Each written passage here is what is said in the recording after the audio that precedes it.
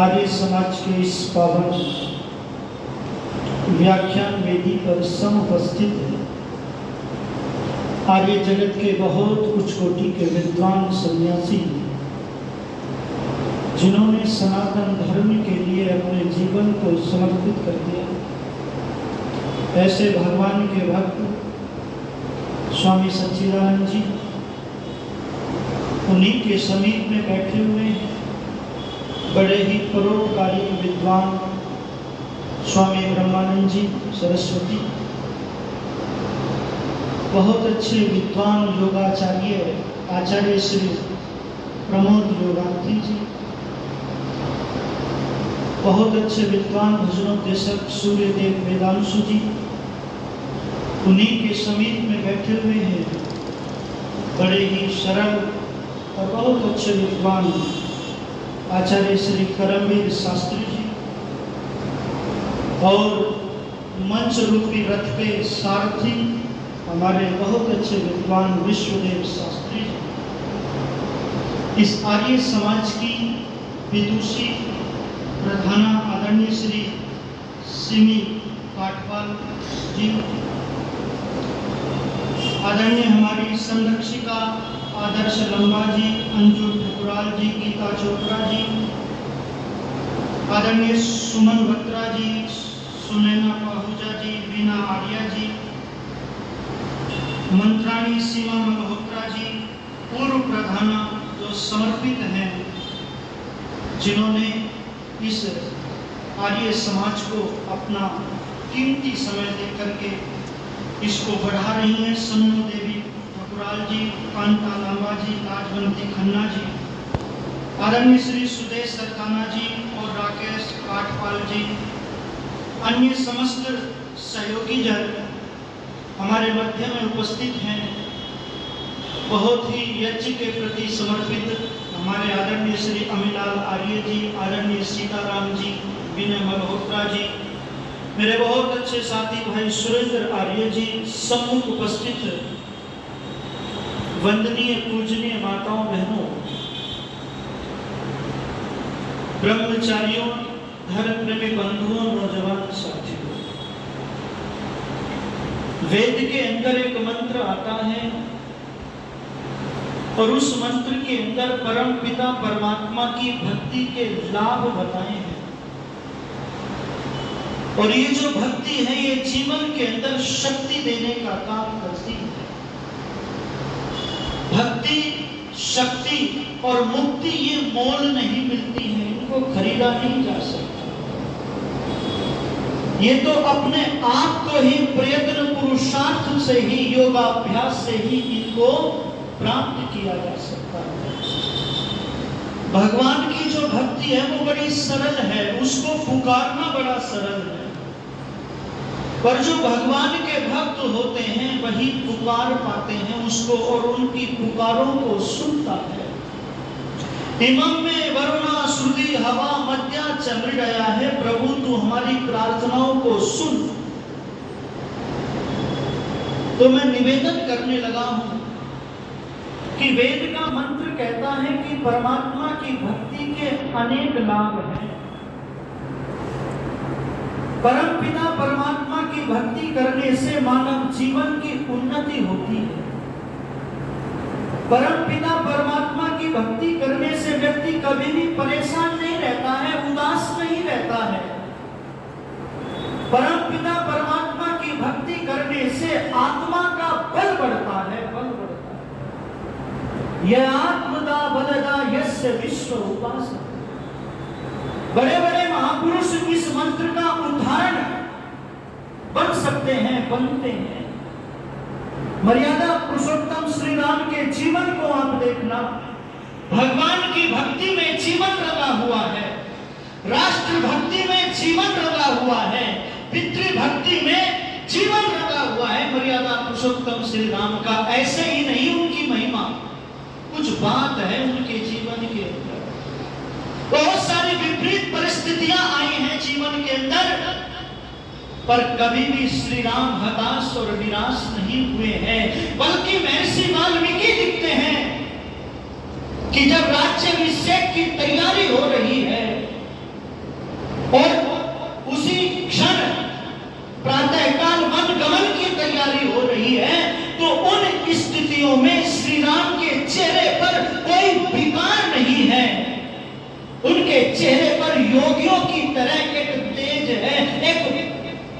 मुस्कुराहट है, मुस्कुराहट। निवेदन करना चाहता हूं, चक्रवर्ती साम्राज्य छूट रहा है और थोड़ा सा अपने ऊपर घटा करके देख लो आप। अगर किसी की सरकारी नौकरी है, यदि उसका ट्रांसफर कहीं दूर हो जाए ना, दूर। मैं पानीपत आ रहा था, मेरा पिछले दिनों कार्यक्रम पानीपत में ही था। तो एक व्यक्ति जींद के पास में था और उसकी ड्यूटी लगी हुई, तबादला उसका हो गया कैराना के पास। बोले बस पूछो मत, ऐसी जगह पहुंच गया हूं, बस मैं ही जानता हूं बस कैसे मैं उनके बीच में रह रहा हूं। बच्चे भी बड़े खतरनाक, इलाका भी खतरनाक, चाहूं और से जो है बड़ा उदास हूं, बड़ा परेशान हूं। पहले तो घर के पास में ही मेरी ड्यूटी लगी हुई थी, बड़ा आनंद था, 10 काम देख लेता था।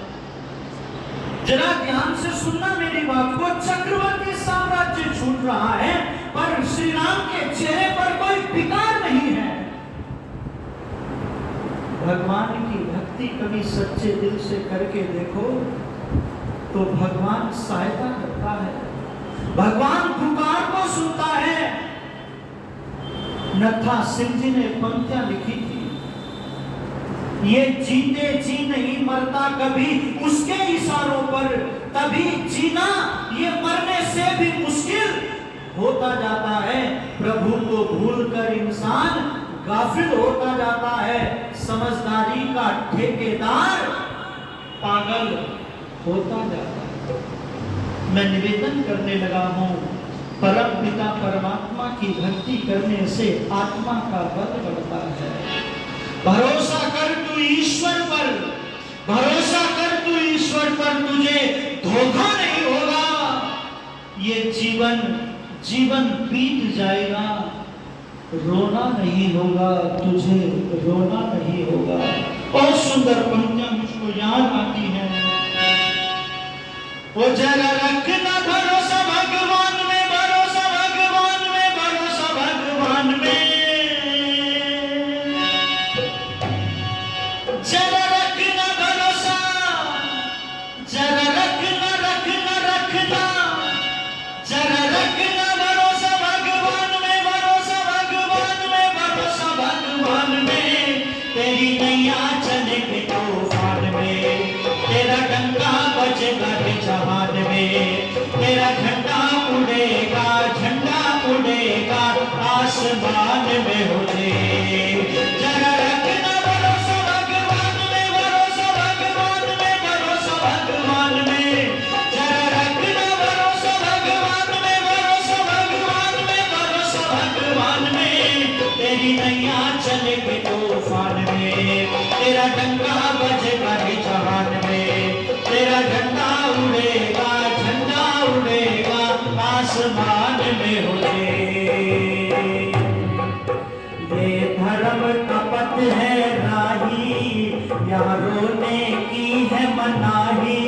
सर अपना हथेली पे धर कर बढ़ता जा प्रभु के सिपाही, बढ़ता जा प्रभु के सिपाही।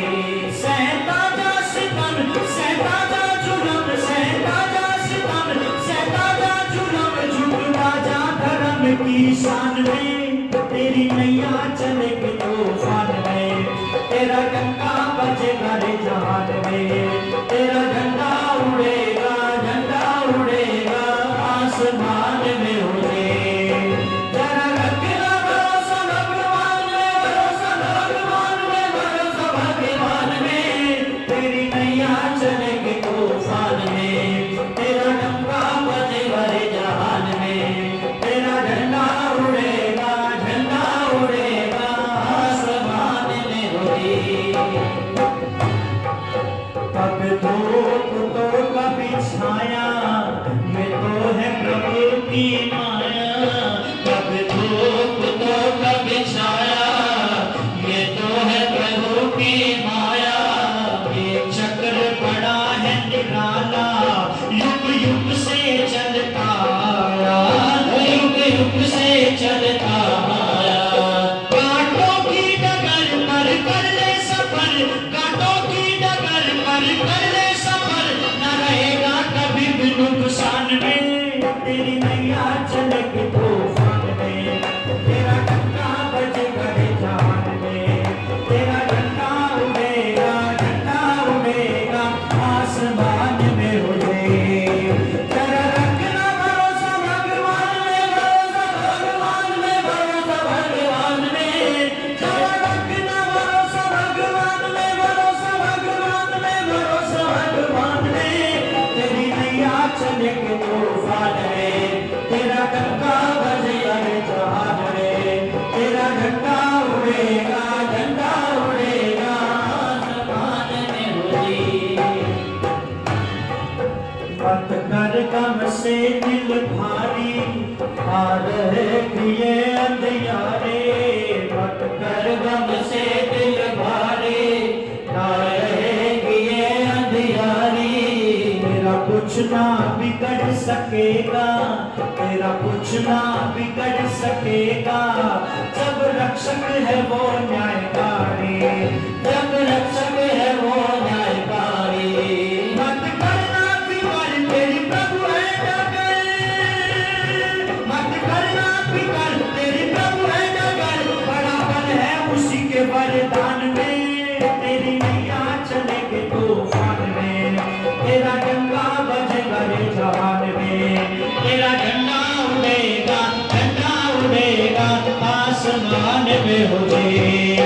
जरा रखना भरोसा भगवान में, भरोसा भगवान में, भरोसा भगवान में, जरा रखना भरोसा भगवान में, भरोसा भगवान में, भरोसा भगवान में।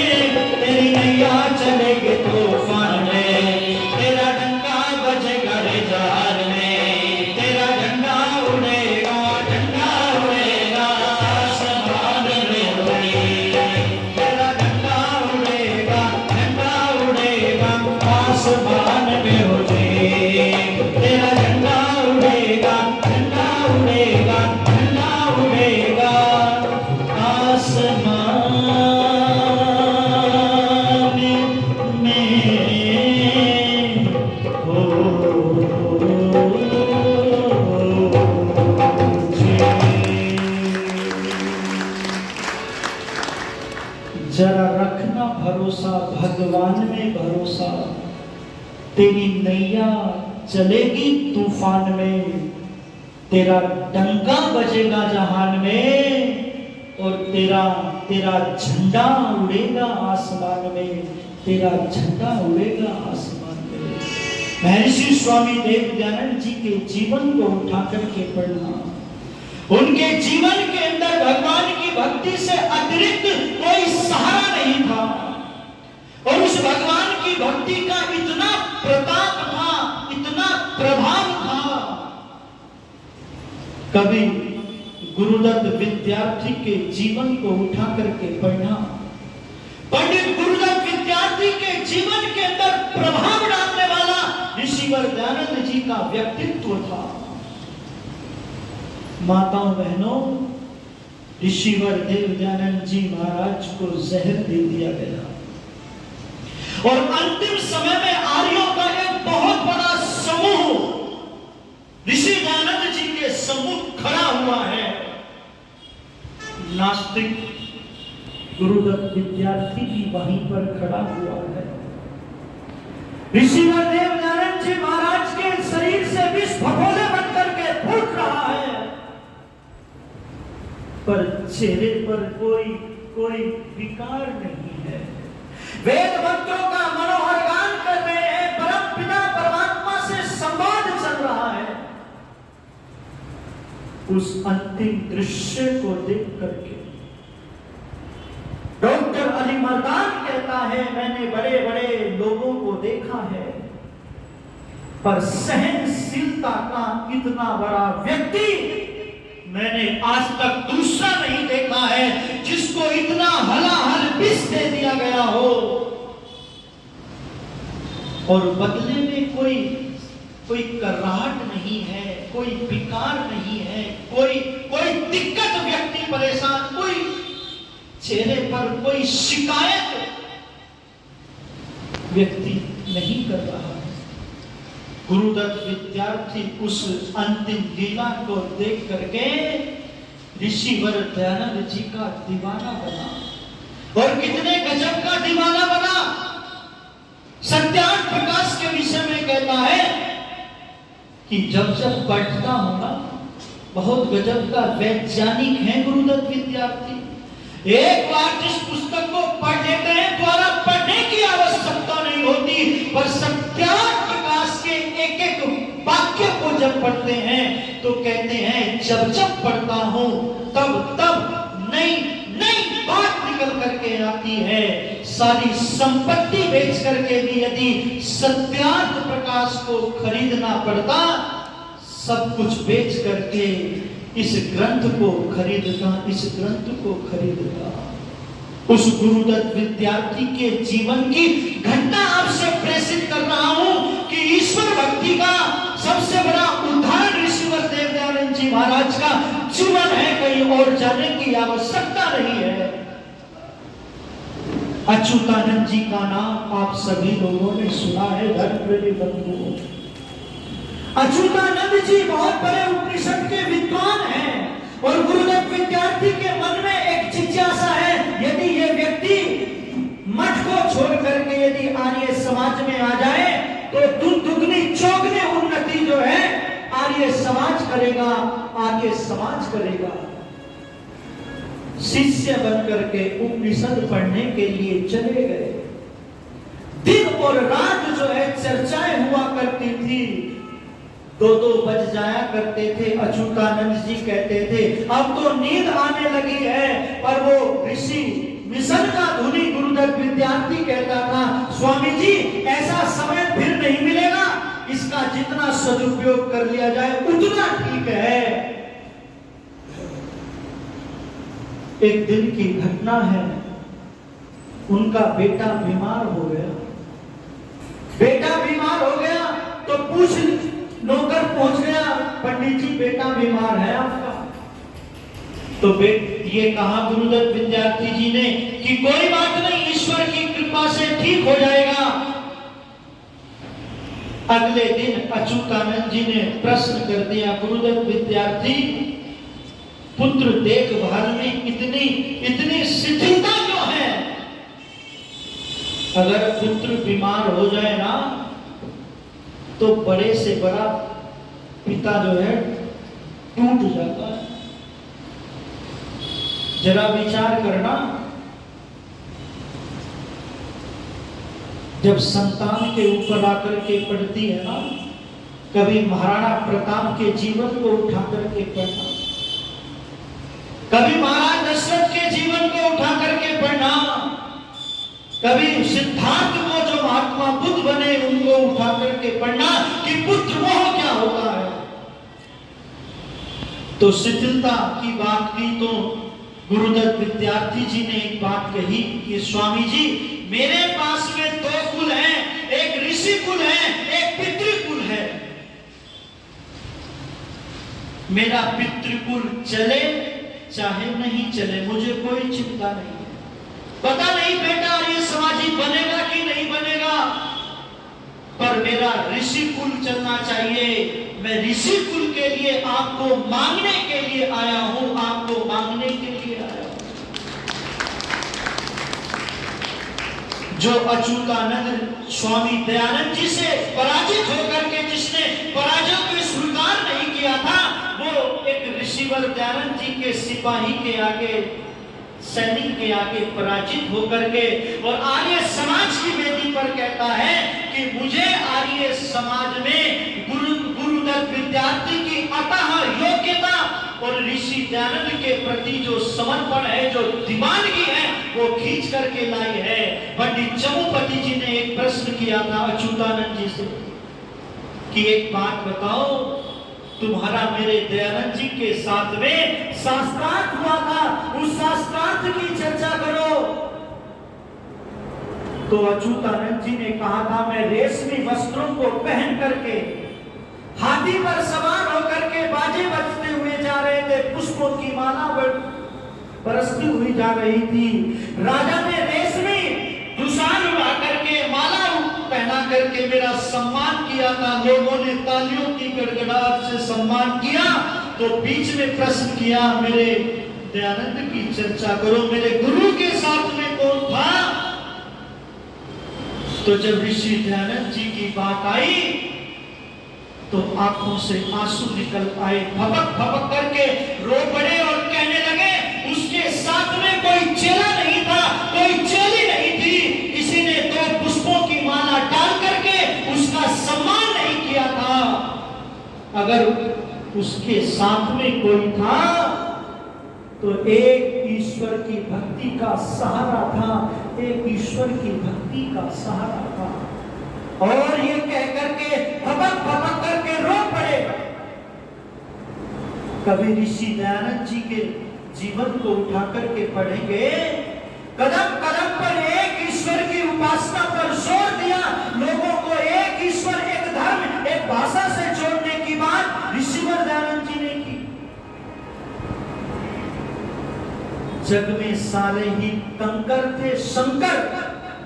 जिस समय पर ऋषि दयानंद जी का पदार्पण हुआ था, लोग एक ईश्वर की भक्ति को भूल गए थे, लोग वेदों को भूल गए थे। उस ऋषिवर दयानंद जी महाराज ने निराकार ईश्वर की आराधना का, पूजन का उपदेश दिया और ये कहा कब तक इन मिट्टी के खिलौनों से खेलते रहोगे, कब तक इस खाई में पड़े रहोगे, इस मार्ग को छोड़ करके ईश्वर के मार्ग पर चलो, योगाभ्यास के मार्ग पर चलो, योग के मार्ग पर चलो। ऐसा कहने वाला व्यक्ति ऋषिवर दयानंद जी महाराज थे। परम पिता परमात्मा से बड़ा प्रेम ऋषिवर दयानंद जी महाराज का था। सत्यान प्रकाश का प्रथम समुल्लास। कई वो भोले लोग आर्य समाज को बदनाम करते हैं कि ये नास्तिक हैं, ईश्वर को नहीं मानते। पर कभी जब ऋषि दयानंद जी के ग्रंथों को उठा करके पढ़ेंगे, सत्यान प्रकाश का प्रथम समुल्लास, एकम सत्य बहुधा वदन्ति, एक ईश्वर के अनेक नाम हैं, उनकी चर्चा के लिए ऋषिवर दयानंद जी ने प्रथम समुल्लास ऋषिवर दयानंद जी ने ईश्वर के विषय में रखा, ईश्वर के प्रसंग में लोगों आपके सामने प्रस्तुत किया। आर्य समाज के नियमों को आप उठा करके पढ़िएगा, उन नियमों में ऋषिवर दयानंद जी महाराज ने ईश्वर को, वेद को आगे रखा। आर्य समाज के जो नियम हैं, उनमें जो विज्ञान है, जो मर्म है, जो गहराई है, वो मानव जाति का, विश्व का कल्याण कर सकती है, कल्याण कर सकती है। ब्रह्म समाज के लोगों ने कहा था, स्वामी जी आपकी विचारधारा हमसे मिलती जुलती है, थोड़ा सा परिवर्तन कर लो तो तुम्हारी मूर्तियां बनेंगी, विदेशों में प्रवचन होंगे, बहुत भारी संख्या में लोग तुमको चेला और चेली मिलेंगे, आपके गुरु मानेंगे, आपको क्या करना पड़ेगा? ऋषि दयानंद जी ने कहा, तो ये कहा कि एक छोटा सा परिवर्तन करना पड़ेगा। वेद सब सत्य विद्याओं का पुस्तक है, आपने नियम बनाया है, इसमें एक शब्द जोड़ दो कि वेद भी सब सत्य विद्याओं का पुस्तक है, भी जोड़ दो और सब चूका तू रहने दो। पर उस वेदों वाले ऋषि ने ये कहा, सुनो ऐसा कभी नहीं हो सकता, हाँ वेद ही सब सत्य विद्याओं का पुस्तक है, ये तो करने के लिए तैयार हूं, पर मैं भी जोड़ने के लिए तैयार नहीं हूं। ईश्वर और वेद के प्रसंग में कभी भी ऋषिवर दयानंद जी महाराज ने समझौता नहीं किया, समझौता नहीं किया। उस ऋषिवर दयानंद जी महाराज के जीवन के अंदर ईश्वर से और वेद से जो प्रेम था वो बहुत अद्भुत था, वो बहुत अद्भुत था। अगर ऋषिवर दयानंद जी महाराज को जहर का प्याला ना पिलाया गया होगा तो आज ऋषिवर दयानंद जी महाराज हम बूढ़ों के बीच में उपस्थित होते, हमारे बीच में उपस्थित होते। उस ईश्वर के भक्त को, उस वेद के भक्त को लोगों ने जहर का प्याला देकर के समाप्त कर दिया। और अंतिम समय में अंतिम समय में भी ऋषि बलदेव दयानंद जी महाराज कह रहे हैं कि वेद का भाष्य अधूरा रह गया है, त्रैतवाद का मंडन करना है, अभी तो और सारी चीजें ऋषि दयानंद जी दोहरा रहे हैं, ये अधूरा रह गया। आर्य वेद के मार्ग पर चलना, कभी वेद को मत छोड़ना। और क्या निवेदन किया, जरा ध्यान से सुनना पंक्तियों को।